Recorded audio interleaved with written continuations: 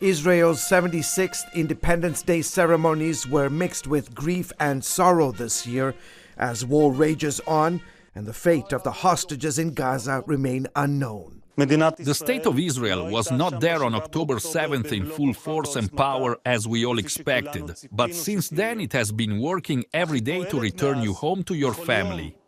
Israeli troops meanwhile pushing deeper into eastern Rafah, dismantling Hamas infrastructure.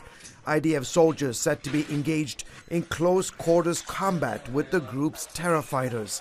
The U.S. believes Israel has enough troops deployed outside the city to launch a full ground invasion. Further north, in Jabalia, a steady stream of people continued to pour out of the city as IDF forces re-engaged Hamas fighters there.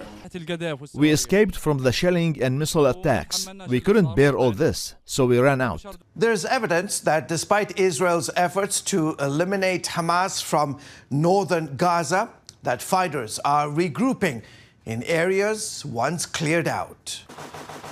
U.S. officials now doubt whether Israel can achieve total victory in Gaza and are warning they could face a resurgent terror group. Israel's on the trajectory potentially to inherit an insurgency with many armed Hamas left, or if it leaves, a vacuum filled by chaos, filled by anarchy, and probably refilled by Hamas. In Rafah, the UN says more than 450,000 Gazans have fled the city for safe zones as Israel potentially prepares a full-scale invasion of Hamas's last stronghold. The Biden administration, still trying to prevent such an operation inside Rafah, reportedly has withheld critical intelligence regarding the location of Hamas leaders, including Yahya Sinwar, the architect of the October 7th attacks. The release only coming if the Israelis agree to a limited and targeted operation in the southern Gaza city. This is part of a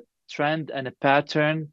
The Biden administration has been trying to control this conflict from day one, whether it escalates or not, how many days, who goes where, who does what. This is not the best course of action.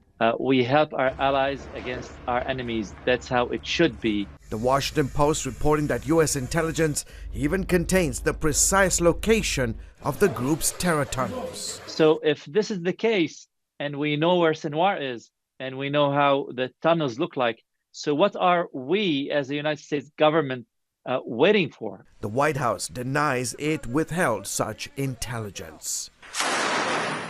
George Thomas, CBN News.